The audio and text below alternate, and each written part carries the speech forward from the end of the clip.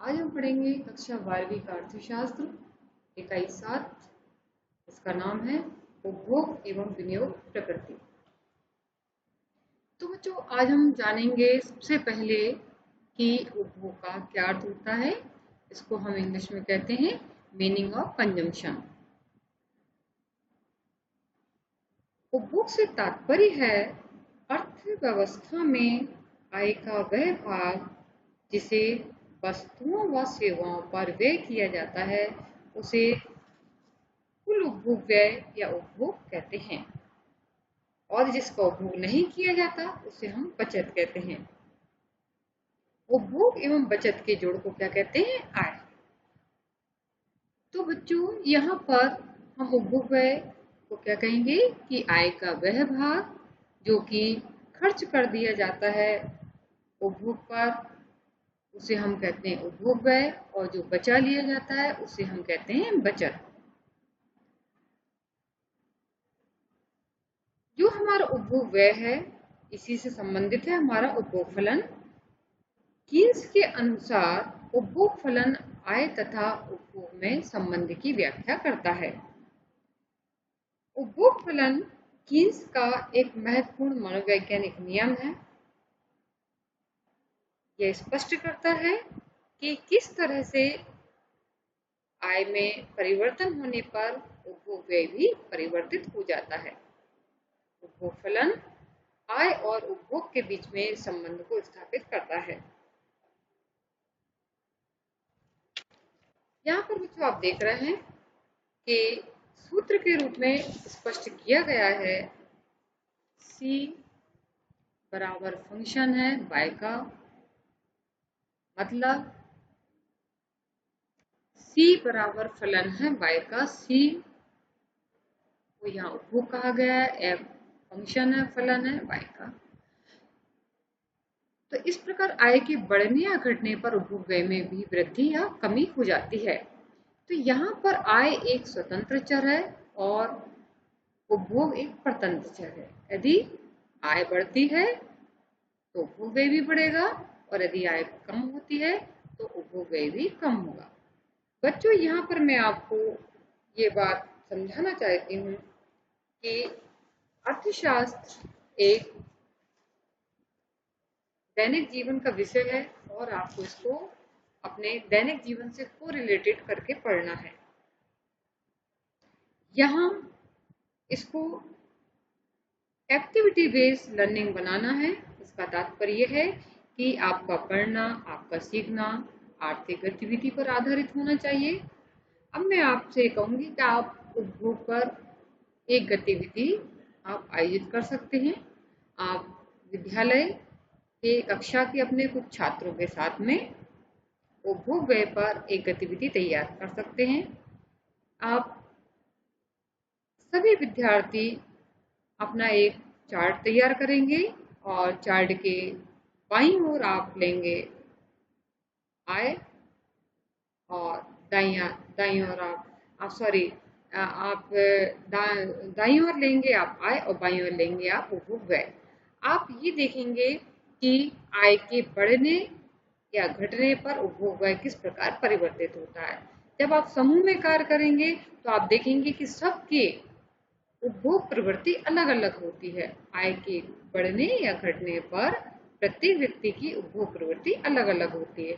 जब आप इस तरह की गतिविधियों पर आधारित लर्निंग करेंगे तो आपको बहुत अच्छे से समझ में आएगा और आपको रटने की भी आवश्यकता नहीं होगी।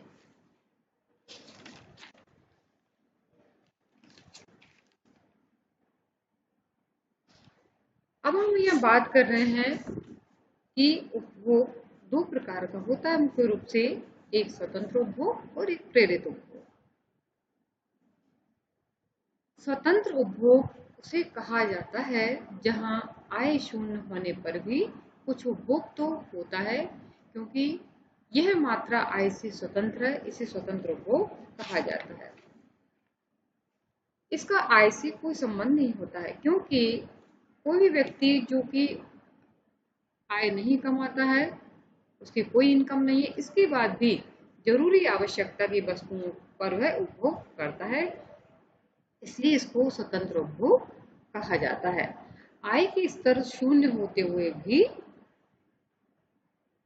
जीवन के लिए अनिवार्य वस्तुओं का न्यूनतम उपभोग आवश्यक है और इसे स्वतंत्र उपभोग कहा जाता है।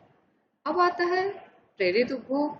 जैसा कि यहाँ पर नाम से स्पष्ट है, प्रेरित उपभोग कि जो कि किसी प्रेरणा से उत्पन्न हुआ है, अर्थात जो कि आय बढ़ने की प्रेरणा से उत्पन्न हुआ है, इसको हम कहते हैं प्रेरित उपभोग। यह आय पर निर्भर करता है। आय में परिवर्तन होने पर उपभोग में भी परिवर्तन हो जाता है।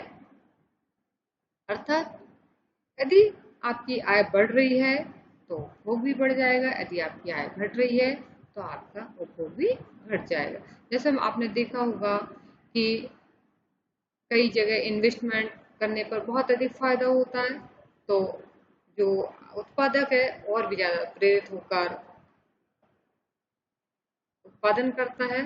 ठीक है, और अर्थव्यवस्था में लोगों की आय बढ़ती है। आय बढ़ने पर लोग अधिक से अधिक अपने उपभोग प्रवृत्ति को बढ़ाते हैं और वो कहलाता है प्रेरित उपभोग। यानी कि यह कहा जा सकता है ये आय पर निर्भर करता है और आय में परिवर्तन होने पर उपभोग में भी परिवर्तन हो जाता है।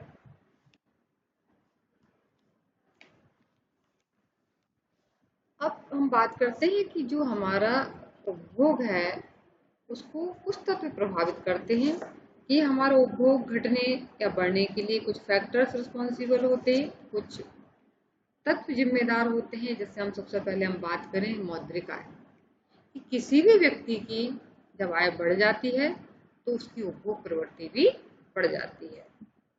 यदि हम बात करें दूसरे तत्व की कि अप्रत्यक्ष रूप से लाभ या हानि होने पर भी उपभोग प्रवृत्ति बढ़ जाती है और हानि होने पर उपभोग प्रवृत्ति घट जाती है, और यदि अप्रत्यक्ष रूप से लाभ प्राप्त होता है तो उपभोग प्रवृत्ति बढ़ जाती है।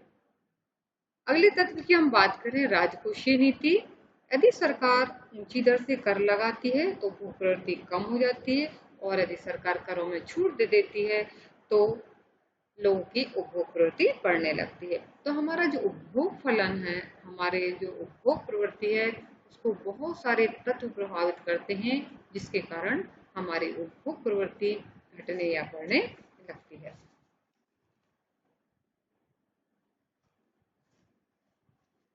अब हम यह बात करते हैं कि उपभोग प्रवृत्ति कितने प्रकार की होती है। तो यहाँ पर हम जानेंगे कि उपभोग प्रवृत्ति मुख्य रूप से दो प्रकार की होती है। पहली औसत उपभोग प्रवृत्ति, जिसको इंग्लिश में कहते हैं एवरेज प्रोपेंसिटी टू कंज्यूम, और दूसरी है सीमांत उपभोग प्रवृत्ति, मार्जिनल प्रोपेंसिटी टू कंज्यूम। तो यहाँ पर हम जानेंगे कि उपभोग प्रवृत्ति के दो प्रकार हैं। औसत उपभोग प्रवृत्ति, जिसको हम कहेंगे एवरेज प्रोपेंसिटी टू कंज्यूम, और दूसरी है सीमांत उपभोग प्रवृत्ति, मार्जिनल प्रोपेंसिटी टू कंज्यूम। अब जो पहली औसत उपभोग प्रवृत्ति है वो क्या होती है? औसत उपभोग प्रवृत्ति को हम इस प्रकार से समझ सकते हैं, आय का वह भाग जो उपभोग पर व्यय किया जाता है उसे औसत उपभोग प्रवृत्ति कहते हैं। इसे कैसे कहेंगे? आय का वह भाग जो उपभोग पर व्यय किया जाता है उसे औसत उपभोग प्रवृत्ति कहते हैं। औसत उपभोग प्रवृत्ति कुल उपभोग तथा कुल आय के साथ अनुपात को प्रदर्शित करती है।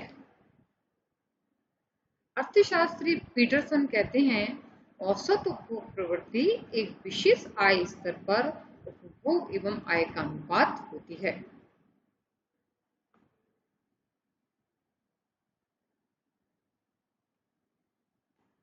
यह सूत्र के रूप में स्पष्ट किया गया है। आप देख रहे हैं कि आय और उपभोग व्यय के बीच अनुपात को बताती है, अर्थात APC। यहाँ पर थोड़ा सा प्रिंटिंग मिस्टेक है तो आप बच्चे सही कर लीजिएगा। APC बराबर C/Y। औसत उपभोग प्रवृत्ति बराबर कुल उपभोग व्यय बटे कुल आय। अर्थात यह कुल उपभोग और कुल आय के बीच अनुपात को बताती है।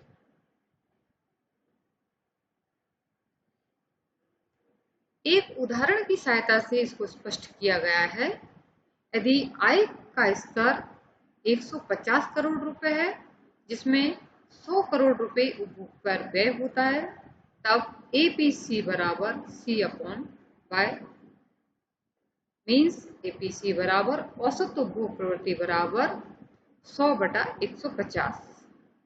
यानी कि आप बच्चे समझ रहे हैं कि यहाँ पर आप देखिए कि जो 100 करोड़ रुपए वो क्या है, उपभोग है, और 150 क्या है, आय का स्तर है। तो इन दोनों के बीच अनुपात है, यानी कि कुल उपभोग व्यय में कुल आय से भाग दे दिया जाता है, तो हमको क्या प्राप्त होती है, औसत उपभोग प्रवृत्ति 0.66%।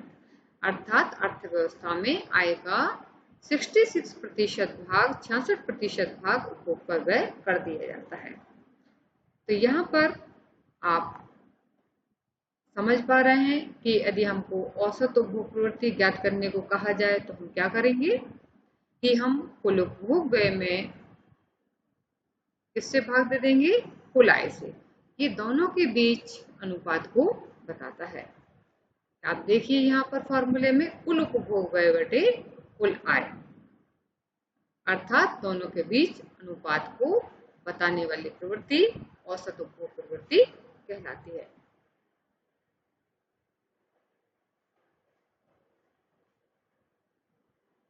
नंबर 2 है सीमांत उपभोग प्रवृत्ति, मार्जिनल प्रोपेंसिटी टू कंजम्पशन। जब आय में परिवर्तन होने पर उपभोग में भी परिवर्तन हो जाता है, तो दोनों के अनुपात को सीमांत उपभोग प्रवृत्ति कहते हैं।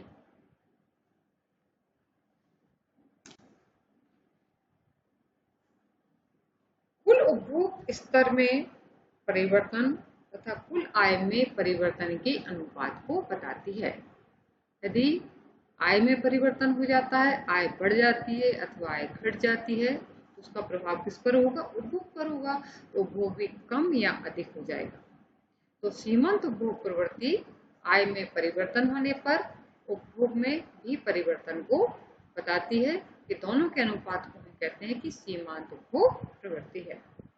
ये परिवर्तन की ओर संकेत करती है। यदि आय में परिवर्तन होता है तो उपभोग में भी परिवर्तन हो जाता है। यहाँ पर आप देख रहे हैं बच्चों, एक उदाहरण की सहायता से स्पष्ट किया गया है। यदि आय 200 करोड़ से बढ़कर कितनी हो जाती है, 400 करोड़ हो जाती है, तथा उपभोग 160 करोड़ से बढ़कर कितना हो जाता है, 140 करोड़। तो उपभोग 160 करोड़ से बढ़कर अर्थात परिवर्तन की ओर संकेत करता है। तो यहाँ पर हम कह सकते हैं कि आय के बढ़ने पर उपभोग व्यय भी बढ़ जाता है।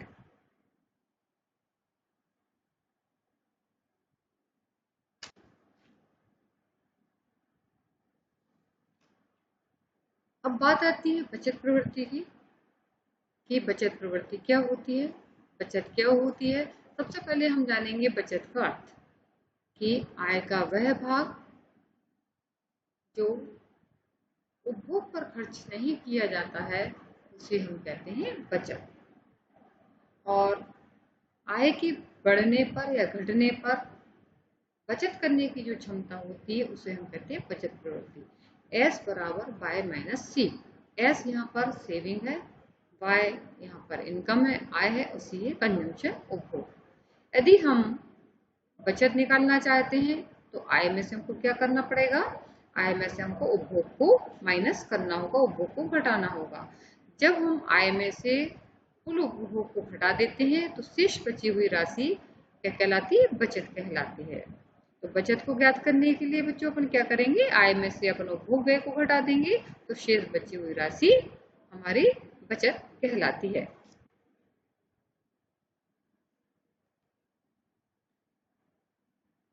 बचत प्रवृत्ति के प्रकार, types of propensity to saving, कि बचत प्रवृत्ति कितने प्रकार की होती है। तो यहाँ हम जानेंगे कि बचत प्रवृत्ति मुख्य रूप से 2 प्रकार की होती है।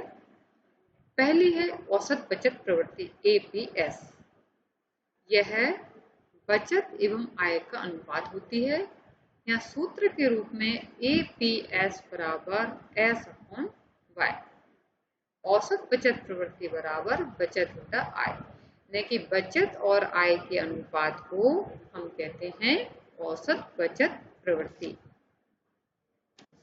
एक उदाहरण की सहायता से यहाँ समझाया गया है। यदि आय 100 करोड़ है तथा बचत 50 करोड़ है तो APS बराबर 50/100, अर्थात एक अर्थव्यवस्था में 50% आय उपभोग पर तथा 50% बचत पर खर्च की जाती है। औसत बचत प्रवृत्ति बराबर कुल बचत बटे कुल आय। तो यहाँ पर उदाहरण से स्पष्ट किया गया है कि आय 100 करोड़ है तथा बचत 50 करोड़ है, तो हमने बचत की जगह कितना रख दिया 50 करोड़ और आय की जगह कितना रख दिया 100 करोड़, तो 0.5 होगी, अर्थात एक अर्थव्यवस्था में 50% उपभोग तथा 50% राशि बचत पर खर्च की जाती है।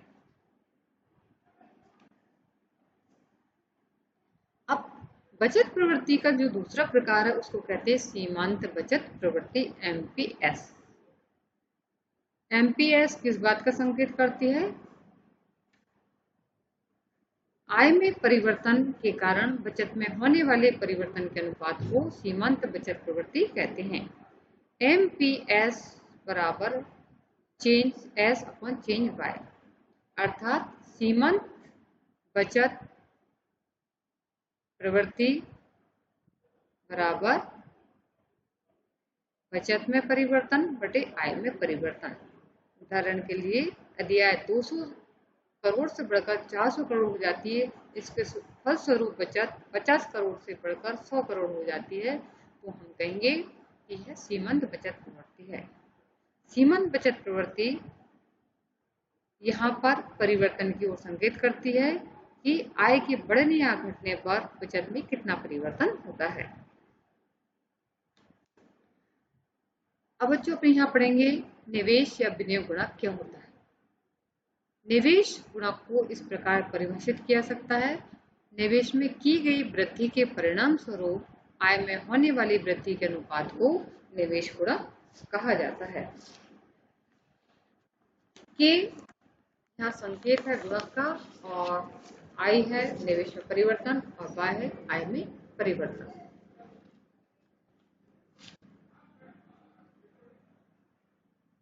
निवेश को दो रूपों में देखा जा सकता है, प्रेरित निवेश और दूसरा है आपका स्वचालित निवेश।